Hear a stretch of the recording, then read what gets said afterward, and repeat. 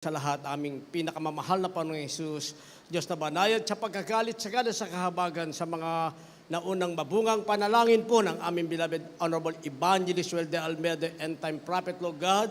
Marami pong salamat sa paglagis mo sa bawat bahagi na iyong banal na gawain na tapos na tigit sa pagkilos mong mainam sa aming kalagitnaan sa iyong Santong Espiritong nagbigay galak sa mga puso at bagong lahat kami nagpakumbaba, lalo bang lingkod sa aming pong nagawang pagkukulang, pagkakamali, pagkasala, kabaga mo kami patawarin, lubos-labis po kami nagsisi sa aking mga labi, mahala pa rin ikaw po maglagay, mga taga na dapat kong bigkasin, ikaw po aking nasahan, buksang pangunawa, kaisipan ng bawat pakikinig at patuloy kaming samahan ng iyong kapangyarihan sa pangalan ni Jesus. Unbelief and doubt, Satan cast out, be bound into hell, and be there forever in the name of our dearest Jesus we pray.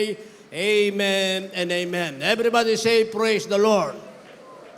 Una tigit sa lahat, ang pinamataas na pagpupurit, pasalamat, kalwalhatian at kadakilaan ay tangi lamang sa ating Diyos na buhay at makapangyarihan walang iba sa ating pinakamamahal na Panginoong Jesucristo.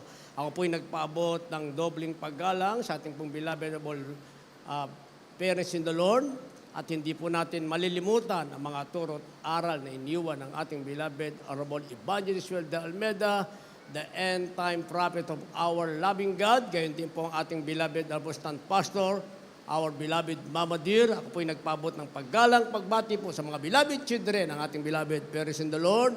At magandang hapon sa inyo lahat, sa ating pinagpalang mga baguhan, at sa lahat po ng ating viewers sa ating pong live webcast. Ating tatalakayin sa araw na ito, pakilagay sa monitor, pamagatan po natin God's good and certain plan. God's good and certain plan, sa Tagalog, ang mabuti at tiyak na plano ng Diyos. Basahin po natin ating mga verses, kindly po sa ating mga beloved Bible readers. In the book of the prophet Jeremiah, chapter 29, verses 11 and 12.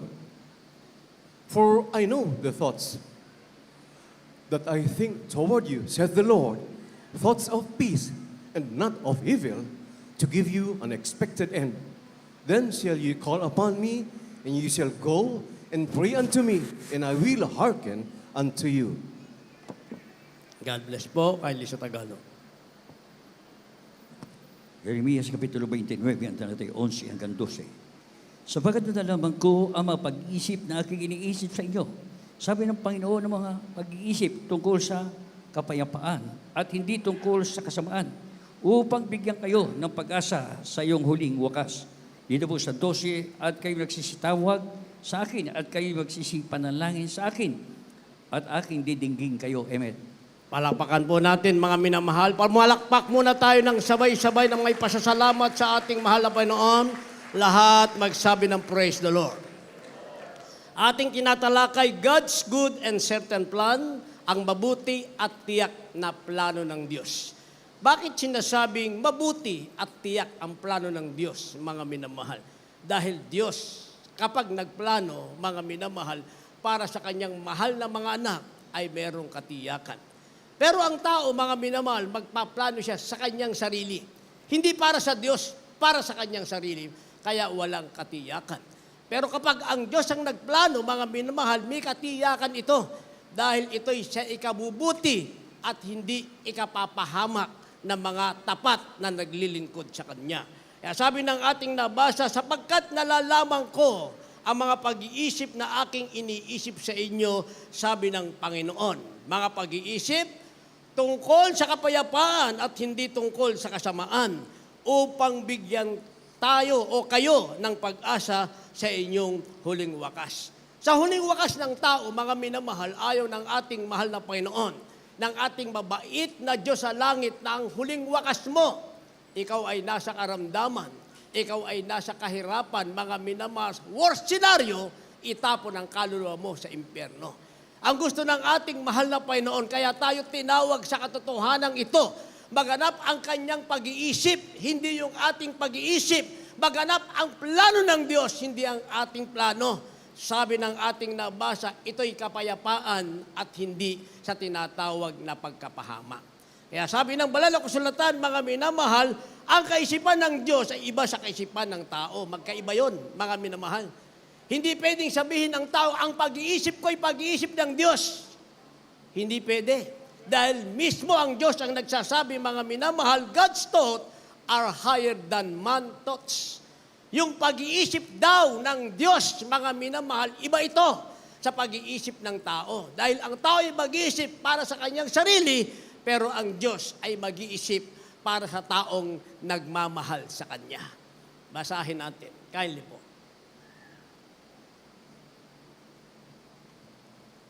The book of the prophet Isaiah chapter 55, verse 8. For my thoughts are not your thoughts, neither are your ways my ways, saith the Lord. Verse 3. Incline your ear and come unto me. Hear, and your soul shall live, and I will make an everlasting covenant with you, even the sure mercies of David. The book of Psalm chapter 92, verse 5. O Lord, how great are thy works, and thy thoughts are very deep. Verse 6. A brutish man knoweth not, neither doth a fool understand this. Verse 4, for thou, Lord, hast made me glad through thy work. I will triumph in the works of thy hands.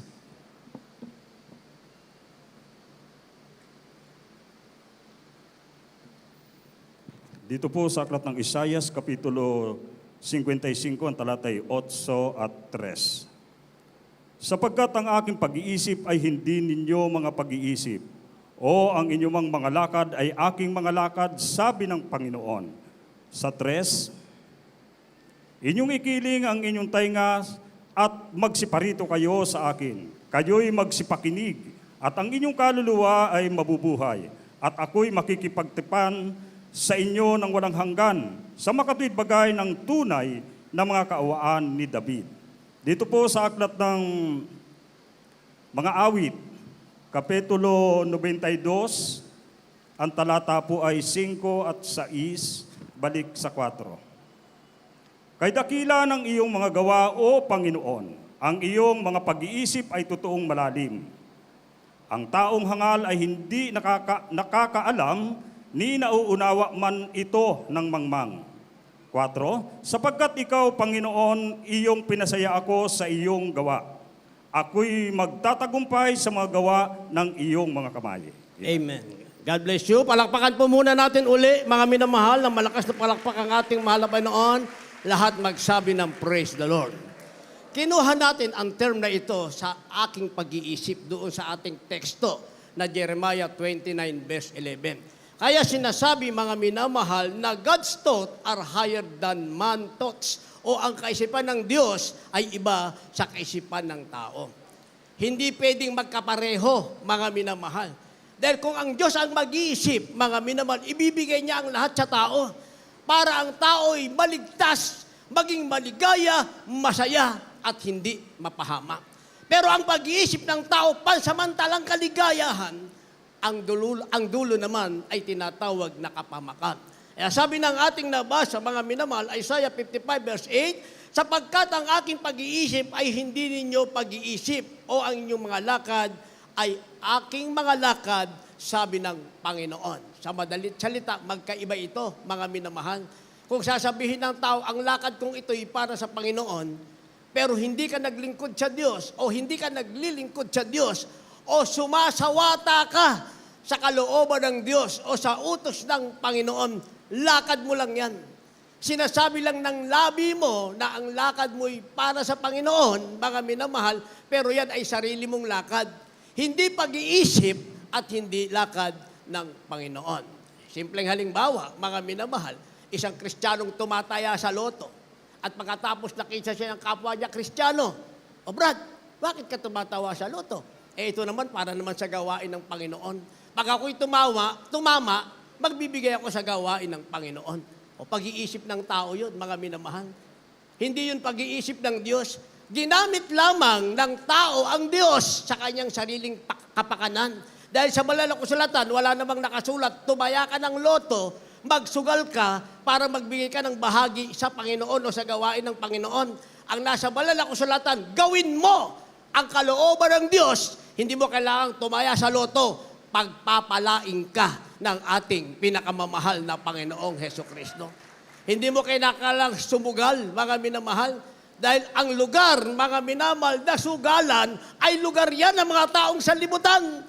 Ikaw, na anak ng Diyos, sinasabi mo sa iyong sarili, dapat nasa lugar ka ng mga banal sa pananambahang nagpupuri ka sa ating pinakamamahal na Panginoong Hesukristo. Binigyan natin ito ng supporting verse, mga minamahal, na ang kaisipan ng Diyos ay iba sa kaisipan ng tao. Sabi ng ating supporting verse sa Psalms 92 rather, verse 5 up to 6, balik tayo sa verse 4.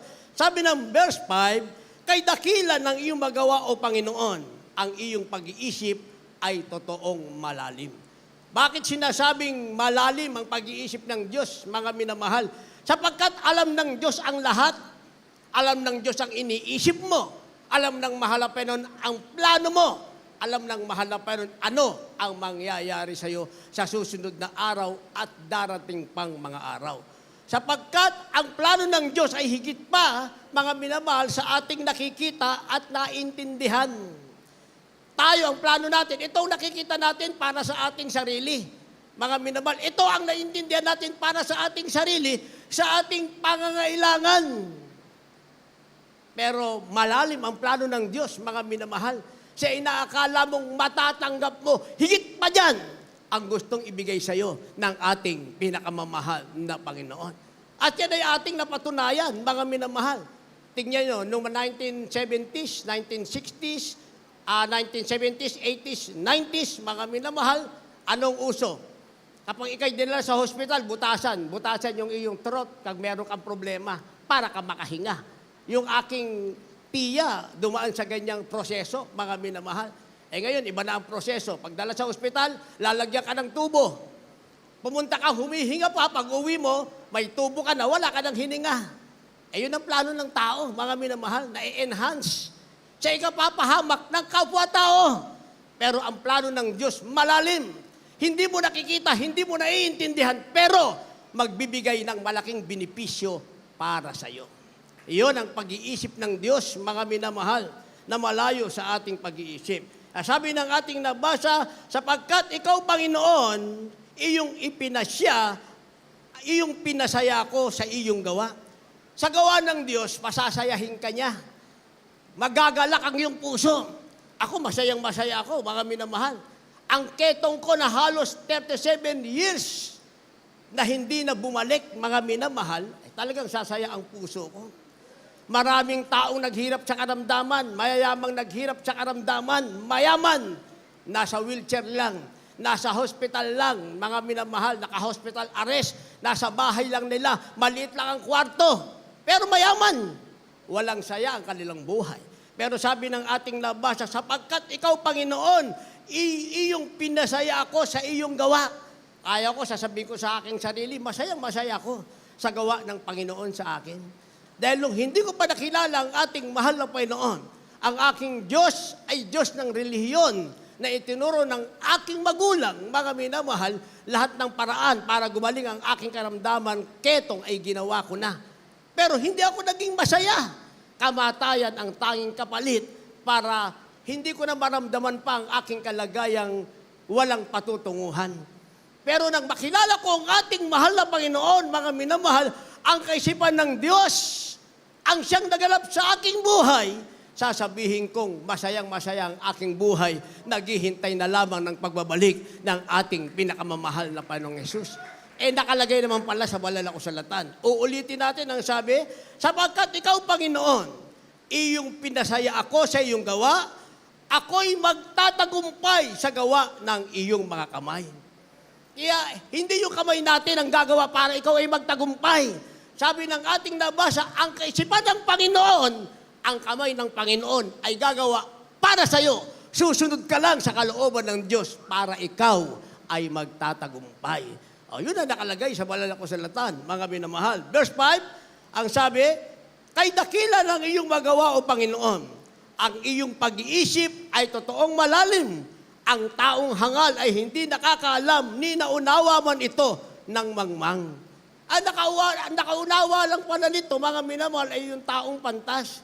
Sinasabing wise man, taong nakaunawa sa kalooban ng Diyos. Pero yung mangmang daw, mga minamahal, yung taong mangmang, yung taong walang kaalaman sa espiritual, sabi ng verse 6 na ating nabasa, hindi niya naunawaan ang pag-iisip ng Panginoon. Kaya nga sinasabi natin, kung merong mapalad, tayo ang mapalad. Minsan tayo nasa pagsubok, minsan tayo nasa kakulangan, mga minamahal, pero hindi nawala ang ating pagiging mapalad sa lahat ng mapalad. Bakit? Dahil naunawaan natin ang tunay na kaisipan ng ating mahal na Panginoon. Naunawaan natin kung ano ang plano ng Diyos sa atin. Maliban na lamang ayaw nating sumabay sa kaisipan ng Panginoon, maliban na lamang ayaw nating sumabay sa plano ng Panginoon. Kaya nga may sinasabing mga minamahal, ang kaisipan ng Panginoon ay mabuti at tiyak, mga minamahal, dahil ito ay nagdadala ng kapayapaan, hindi kapamakan. Kinuha natin din ang salitang ito doon sa ating teksto, 29 verse 11 ng Jeremiah, sinasabing, peace, not harm. Kindly.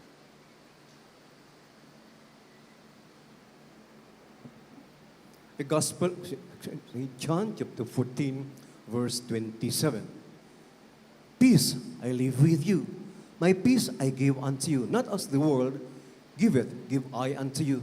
Let not your heart be troubled, neither let it be afraid.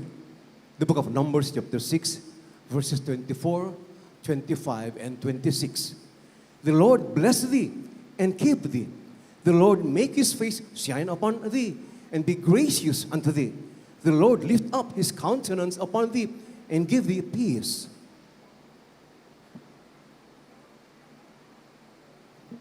Dito po sa Juan Kapitulo 14, versikulo 27. Ang kapayapaan ay iniiwan ko sa inyo. Ang aking kapayapaan ay binigay ko sa inyo. Hindi gaya ng ibinigay ng sanlibutan. Ang ibinigay ko sa inyo. Huwag magulumihanan ang inyong puso, ni matakot man.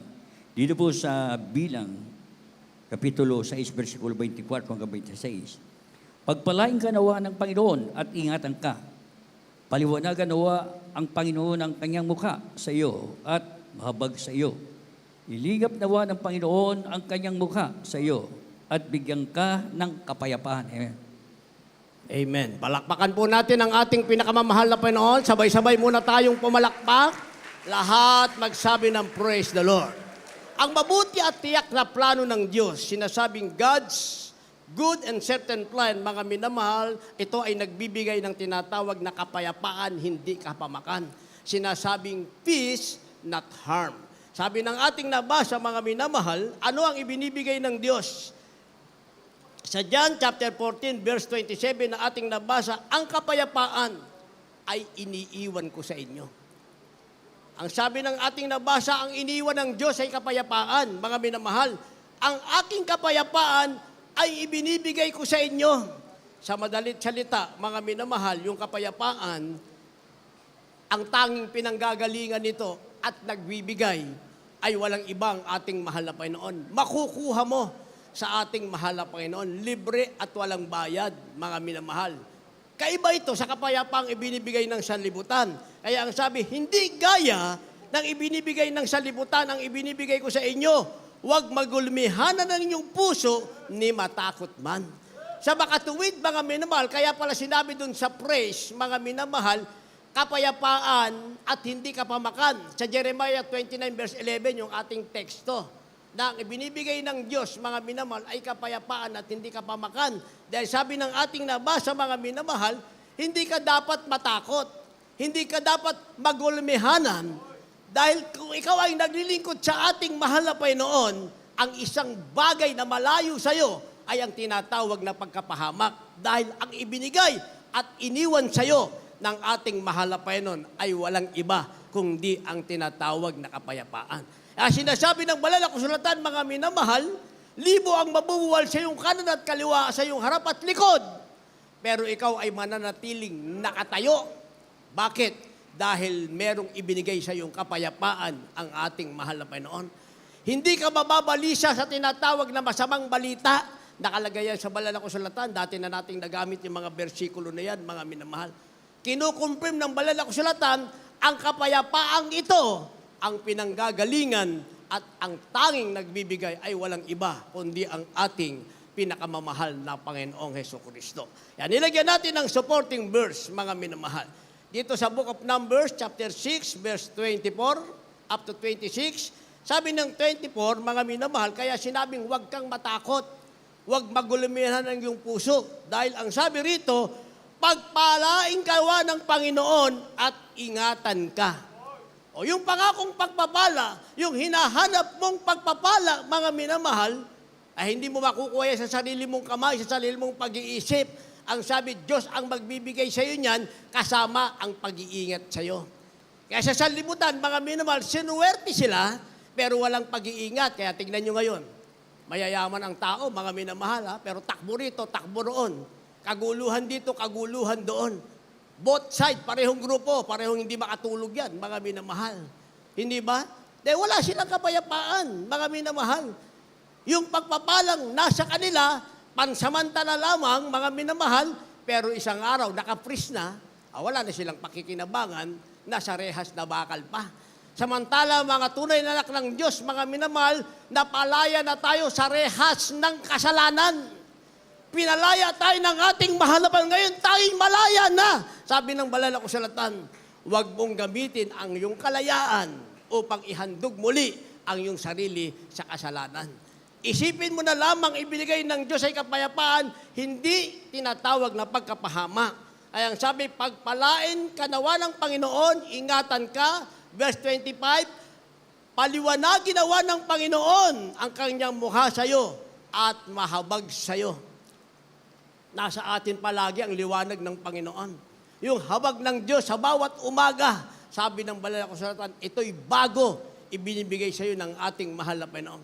Sa bawat pagkukulang mo sa nakaraang araw, pagkakamali, kapag ikaw ay nagsisit na nalangin, lumuhod, umiyak sa ating mahal na Panginoon, kinakalimutan ng ating mahal na Panginoon. Ang kanyang mukha'y sumisilang sa iyo, lumiliwanag sa iyo, ang habag ng Panginoon ay nasa iyo.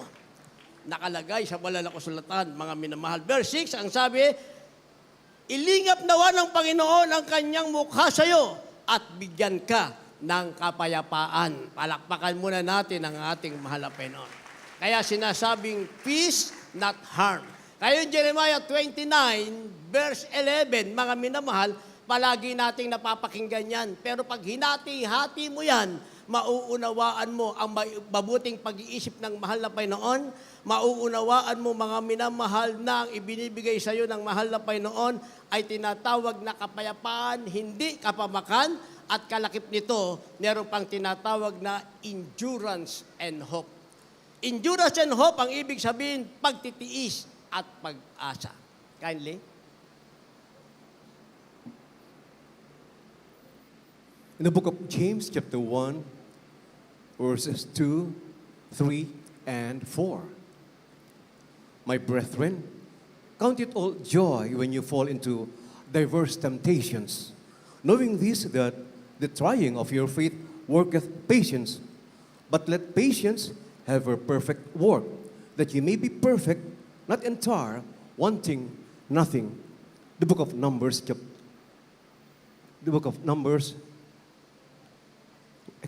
Romans chapter 15, Verse 4. verse 4. Amen. For whatsoever things were written aforetime were written for our learning, that we through patience and comfort of the Scriptures might have hope.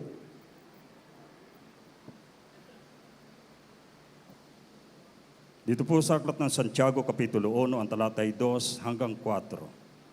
Mga kapatid ko, ariin ninyong buong kagalakan kung kayo'y mga hulog sa sari-saring tukso.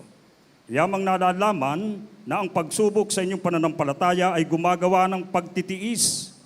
At inyong pabayaan na ang pagtitiis ay magkaroon ng sakdal na gawa, upang kayo'y maging sakdal at ganap na walang anumang kakulangan. Dito po sa aklat ng Roma, Kapitulo 15, ang talatay 4. Sapagkat ang anumang mga bagay na isinulat ng una ay nangasulat dahil sa ikatututo natin, upang sa pamagitan ng pagtitiis at pag-aliw ng mga kasulatan ay magkaroon tayo ng pag-asa. Amen. Palakpakan po natin ang ating mahal na Panginoon. Sabay-sabay na palakpak at lahat magsabi ng praise the Lord. Purihin ang ating mahal na Panginoon. Ang mabuti at tiyak na plano ng Diyos, ang sabi, ito ay nagbibigay ng pagtitiis at pag-asa. Kailangang maghintay at manatiling tapat, mga minamahal, sapagkat ang pangako ng Diyos ay may katuparan sa tinatawag na takdang panahon. Hindi tayo nagmamadali, mga minamahal. Kailangan natin ng pagtitiis at tinatawag na pag-asa. Hindi pwedeng maunang pag-asa, wala ka namang pagtitiis, umaasa ka, hindi ka nagtiis, wala kang makakamtan. Mababaliwala ang sinasabing mabuti at tiyak na plano ng Diyos sa iyo. Kaya nga, naunang pagtitiis at pagkatapos nito, meron kang tinatawag na pag-asa. Kaya sabi ng ating nabasa, mga minamahal, mga kapatid, ariin ninyong buong kagalakan kung kayo'y nahulog sa sari-saring tukso. Ibig sabihin, ito yung mga trials na nasa sanlibutan, mga minamahal, na kinakailangan natin, mga minamahal, hindi sang-ayunan, bagkos i-cash out, hindi cash in, mga minamahal. Kaya hindi natin pwedeng ikatwiran kasi maraming tukso. Ay talaga maraming tukso, nakalagay nga diverse temptation. Pag sinabing diverse, marami yan. Nasa sanlibutan yan, mga minamahal. Tayo ngayon ay nabubuhay pa sa makasalanan ng sanlibutan. Ang ibig sabihin, bahagi ito ng ating buhay sa sanlibutan. Kaya nga may langit na ipinangako ang Diyos, mga minamahal, para kung ikaw ay magtagumpay at pinangalagaan mo ang mabuti at tiyak na plano ng Diyos sa iyo, ginamit mo ang pagtitiis at pag-asa, ang makasala ng sanglibutan na sinasabing merong diverse temptation ay mahihiwalay sa iyo. Mamanahin mo ang isang lugar na puno ng kabanalan, ang langit na ipinangako ng ating mahal na Panginoon. Katwiran ng iba, hindi, maraming tukso kaya nga maraming tukso. Banal na kasulatan naman nagsasabi. Pero hindi naman sinabi, mga minamahal, na ikaw ay sumang-ayon sa maraming tukso. Ang sinasabi ng banal na kasulatan, mga minamahal, be sober. Dapat maging mapagpigil ka, sabi ng banal na kasulatan. Dahil ang ating daw kaaway, mga minamahal, ay kagaya ng leyong umaatungal at naghahanap ng kanyang masisila. Kaya ang sabi, ang kailangan natin ay pagtitiis at pag-asa. Sabi ng ating nabasa, mga minamahal, mga kapatid, ariin niyong buong kagalakan kung kayo'y nahulog sa sari-saring tukso, yamang lalalaman na ang pagsubok sa inyong pananampalataya ay gumagawa ng pagtitiis. Lahat magsabi ng praise the Lord.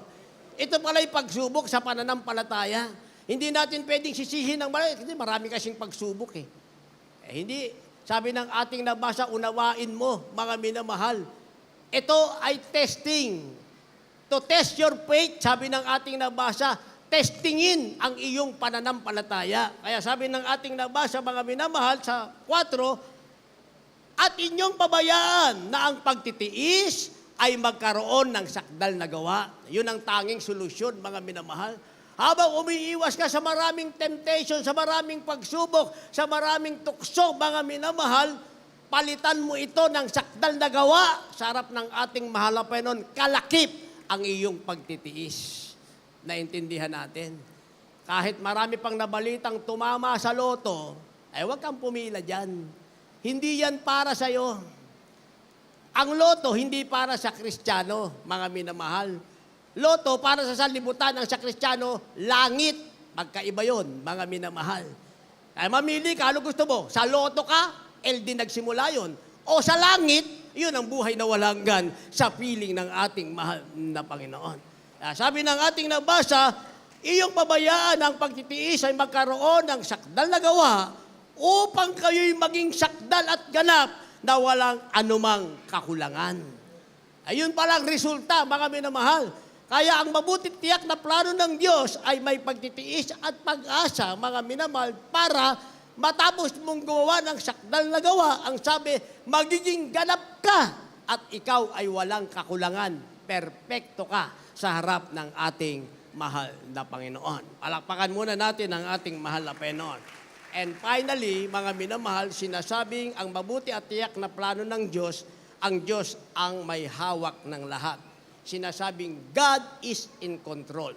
Pag sinabing God is in control, ang ibig sabihin yan, Diyos ang may hawak ng lahat. Kaya kung pinabayaan mong ikaw ay hawakan ng ating mahal na Panginoon, God is in control sa buhay mo, mga minamahal. Kokontrolin ng mahal na Panginoon ang buhay mo, ang Diyos ang gagawa ng tamang pag-iisip, ang mabait na Diyos ang tamang gagawa ng plano sa buhay mo, yan ay tiyak. Yan ang kabuuan ng Jeremiah 29 verse 11. Last verse, kandi po, maghanda ating manugtog, mga magpaawit. The book of Proverbs, chapter 16, verse 9. A man's heart deviseth his way, but the Lord directeth his steps. Verse 7. When a man's ways please the Lord, he maketh even his enemies to be at peace with him.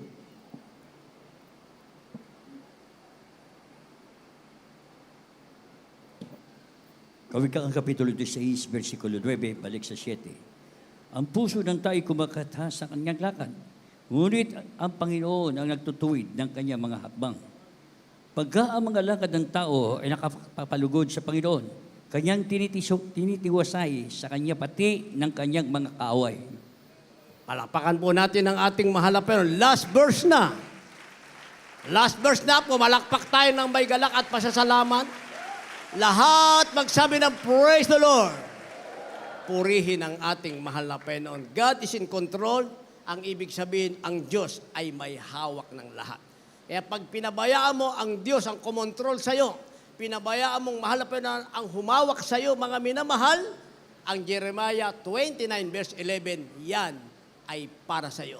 Ang pag-iisip ng Panginoon, mga minamahal, hindi pagkapahamak, bagko sinasabing ito'y kapayapaan sa huling sandali ng iyong buhay. Sabi ng ating nabasa, verse 9, ang puso ng tao ay kumakatha ng kanyang lakad, ngunit ang Panginoon ang nagtutuwid ng kanyang mga hakbang. Ayun ang tama, mga minamahal. Ang tao kasi marami siyang kata sa kanyang isip. Pag sinundan niya yung kanyang kata, mga minamahal, mababaliwala ang mabuti at tiyak na plano ng Diyos. Kaya pabayaan mo na ang Diyos ang magtuwid ng iyong mga lakad. Kaya ang sabi ng verse 7, mga minamahal, pagka ang lakad ng tao ay nakapagpapalugod sa Panginoon, kanyang tinitiwasay sa kanya, pati ang kanyang mga kaaway. Kaya kung yung ating lakad ay naging marapat sa harap ng Diyos, ang ibig sabihin, nalugod ang ating mahal na Panginoon, wala kang kaaway. Yung kaaway mo, sabi, titiwasayin ng mahal na Panginoon. Bibigyan takot siya laban sa'yo ng ating mahal na Panginoon. Ang kaaway mo, walang magagawa sa'yo. Ang tukso, walang magagawa sa'yo. Bakit? Ang lakad mo nakalulugod sa Panginoon. Ang kahirapang daranasin na darating at darating, ayaw natin sa gusto, mga minamahal, walang magagawa sa'yo. Dahil yan ay kaaway, ang sabi mga minamahal, gagawing payapayan sa'yo ng ating mahal na Panginoon. Hindi makakipekto sa'yo. Magkakaroon ng pandemic kung ano-anong karamdaman, mga minamahal, para lamang tao sa sanlibutan yan, para lang sa tao sa sanlibutan. Yan ay kaaway, ang sabi, ang lakad mo ay nakalulugod sa Panginoon, gagawing payapa sa'yo ng ating mahal na Panginoon. Sinasabing God is in control. Ang kabuuan ng Jeremiah 29 verse 11, sinasabing ang mabuti at tiyak na plano ng Diyos. Tayong lahat ay tumayo at tumawid sa ating mahal na Panginoon. Kung meron kayong dalang mga baguhan, nasa loob ng ating banal na chapel, nasa labas, sa ating left and right wings, mga nasa garahe, dalhin nyo sila sa harapan upang sila ay ating maipanalangin. Habang tayo maawin, ating beloved co-preacher, Brother Job.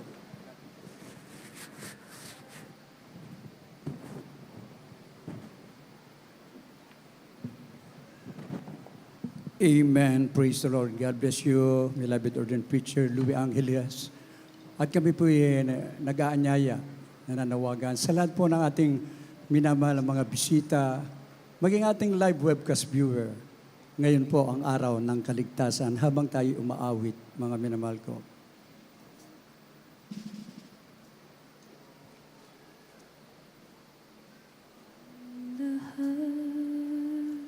Ng tao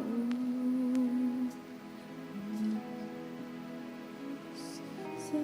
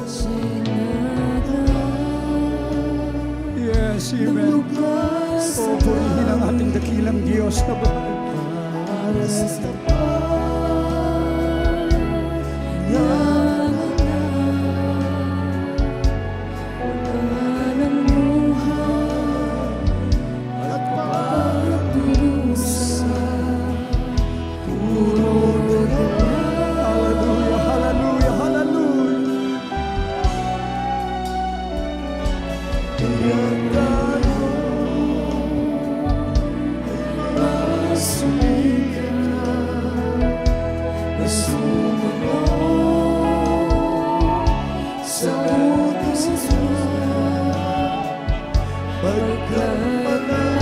Yes, hallelujah. Tunay na malapit na ang pagbabalik ng ating pinakamamahal na Panginoon. Hallelujah, hallelujah. ang Diyos ko ay mabuti. Napakabuti mo, pinakamamahal na Panginoon. Hindi ka nagbabago sa bawat isa sa amin. Hindi mo kami iniiwan. Hindi mo kami pinababayaan. Ikaw ang Diyos na tagapagligtas. At Sibay na sa ang tibay naming sandigan o Diyos. Ang iyong kalwalatian. Iyan ang tanging yaman namin sa aming pagsasabi. Salamat sa pag-ibig. Sa patuloy mong pag-iingat sa bawat isa sa kapal.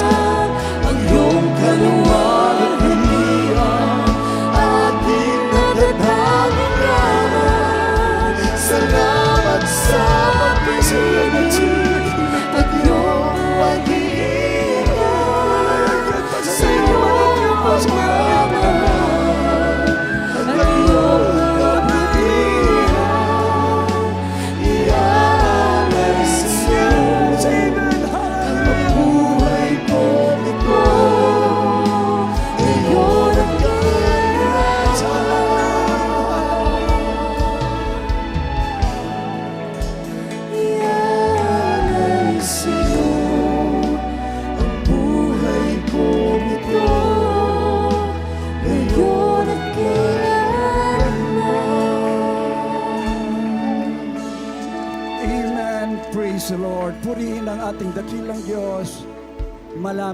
Marapat lang na ialay natin ang buhay natin ito.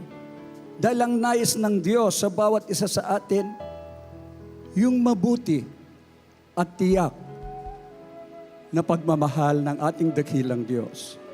Sa ating minamahal na mga bisita, mga baguhan, maging ang live webcast viewers, ang Diyos po ang nagdala sa inyo sa araw na ito upang dumating sa inyo ang tinatawag na good and certain plan na ang nais ng Diyos yung kaligtasan sa bawat isa, hindi ang kapahamakan.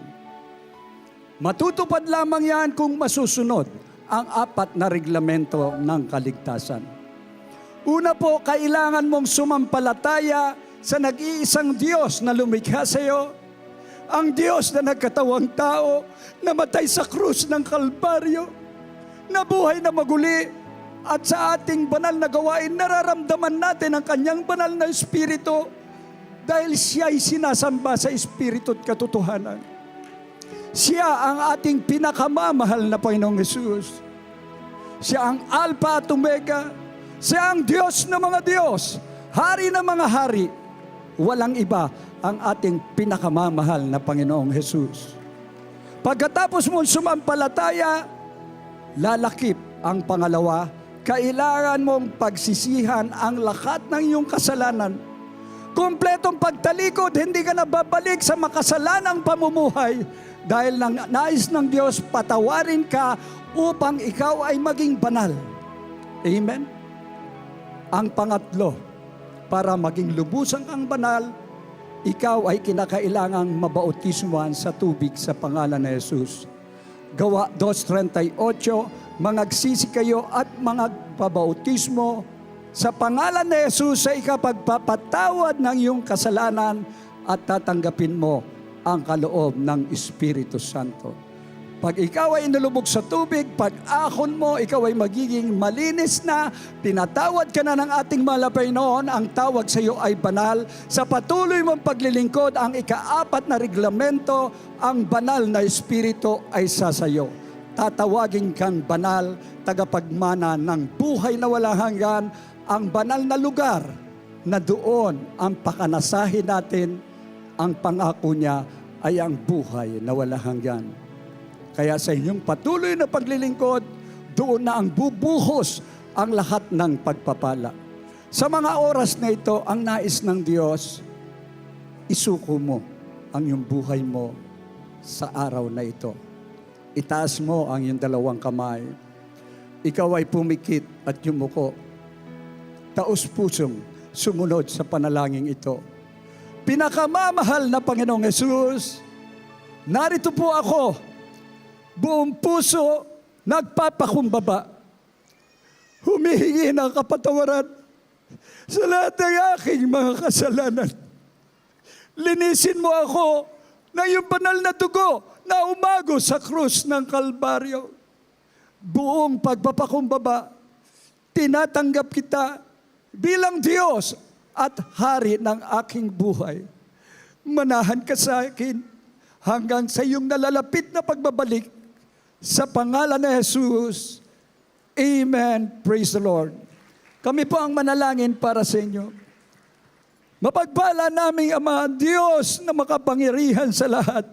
Sa matamis na pangalan mo, pinakamamahal na Panginoong Jesus. Sa panalangin ng aming minamahal at ginagalang na pastor, pinakamamahal na Panginoon, narito po ang mga tumanggap sa iyo. Maraming salamat sa iyong pagliligtas. Pinakamamahal na Panginoong Jesus, turuan mo silang magpakumbaba na lubos na tumalikod sa kanilang kasalanan. Mula sa araw na ito, dalagin po namin, O Diyos, iligtas mo rin maging ang kanilang mga mahal sa buhay sa pangalan ng pinakamamahal na Panginoong Jesus. Amen and amen. Praise the Lord. Pakibaba na lang yung kamay.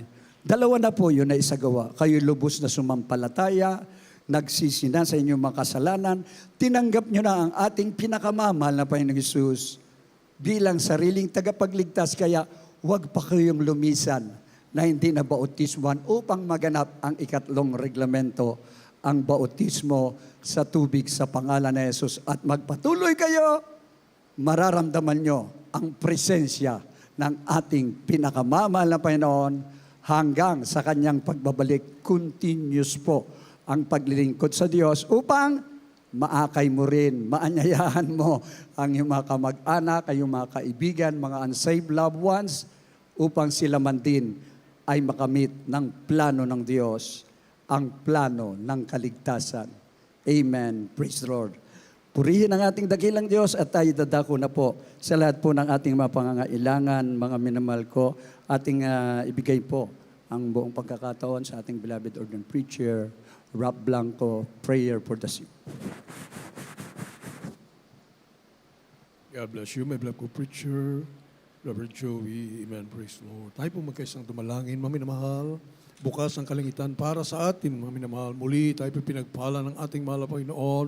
Makakalapit na naman po tayo sa trono ng ating mahal na Panginoon sa ating pananampalataya. Tutugunin ng ating dakilang Diyos ang ating mga dalangin. Manalangin po tayo ng pagsisisi po muna, mga minamahal. Mapagpala po namin Diyos sa masalangit sa pangalan ni Jesus, sa buong panalangin po. Aming kagalang-galang mga pastor and time prophet na kami sa banal na paanan, mahal na Panginoon, nagsisisi, nagpapakumbaba. Saan kami nasumpunga sa imong kainang na pagbigyan na isip na gawa na sabi ni Kayaya sa iyong harapan. Patawarin mo po, mahal na Panginoon, ang bawat isa sa amin at tulungan mo kami, masunod po namin. Lahat mong kautosan, maingatan po namin na manilakad patungo sa iyong kaharian, mahal na Panginoon. Hallelujah, lubos, ang dakilang pasasalamat aming binapaabot sa iyo, mahal na Panginoon, toong mga magulang sa iyong kagalang-galang, mahal na pastor, beloved Mama D, beloved children, mahal na Panginoon, pagkasama-sama kami, mahal na Panginoon, na patuloy na mainit naglilingkod sa iyo hanggang sa araw ng pagbabalik upang sa araw na iyong pagbalik, mahal na Panginoon, sama-sama kami dyan sa iyong kaharian, sa buhay na walang hanggan, ang patuloy na kalakasan, mahabang buhay, beloved children, beloved family, lubos mo namin pinasalamatan, mga nag-uumapo na biyay, spiritual, physical, material, pagpapala, hallelujah, mga dakilang malatandaan, kabalaghan, mahal na Panginoon, pumaisi ka to para na nais mo na nag-iisang ebanghelyo, purong ebanghelyo ng kaligtasan, mahal na Panginoon, may palaganap sa buong mundo, upang lahat, mga hindirang madala pa muna sa iyong paanan, sa pangalan ni Jesus, in Jesus' name, amen and amen, hallelujah. Mami na mahal, ilehas po natin ang mga salinis ng kamay sa ating ulo, kabila nakataas o dalawang kamay nakapatong sa ating ulo, mami na mahal, at i-cast out po natin, ilagyan tayo ng kapangyarihan ng ating mahal na Panginoon palay sa lahat ng mga espiritu ng karamdaman, problema, o bisyo man niya, banggitin po natin, mami na mahal, sa pangalan ni Jesus, demons of cancer, leukemia, asthma, diabetes, leprosy, AIDS, homosexuality, lesbianism, marital problems, sinasal problems, drug addiction, unbelieving doubts, vitamin, glory, pride, lust, commitment, sinasal problems, idolatry, cast out, in the name of Jesus, in the name of Jesus. Hallelujah, be healed, Pastor Sob right now, Vice Brigade, hallelujah, sa pangalan, be blessed abundantly, in Jesus' name, hallelujah, hallelujah, hallelujah, hallelujah, in Jesus' name, amen and amen. Praise the Lord. Purihin ang ating mahal na Panginoon sa dakilang kapangyarihan na pinagkaloob sa atin, mami na mahal. Pasalamatan po natin ang ating dakilang Diyos sa lahat ng ating mga kailangan, mga pangailangan ay pinagkaloob na ng ating mahal na Panginoon. Babanggitin po natin, mami na mahal, ang napaka-powerful ng mga kasalitang hallelujah, praise the Lord. Sinabi natin kagalang-galang, mahal na pastor, palagi po natin banggitin po, isigaw po natin yan, mami na mahal, araw-araw upang lumayas ang masamang espiritu at maging matagumpay tayo sa araw-araw natin paglilingkod sa ating mahal na Panginoon. Mami na mahal, 3 beses tayo po sumigaw, sabay talon, mami na mahal, hallelujah, sabay-sabay po tayo, hallelujah, hallelujah, hallelujah, praise the Lord, glory to God, hallelujah, salamat po sa mahal na Panginoon, purihin ka sa iyong dakilang himala sa bawat isa sa amin, mahal na Panginoon, glory to God. God bless you so much, mami na mahal. And once more, we'd like to greet all the beloved children, the beloved family. Praise the Lord. We love you so much more. Loving God bless you more and more. Your great love. Hallelujah for us and for the whole world. Purihin ang ating mahal na Panginoon. Hallelujah.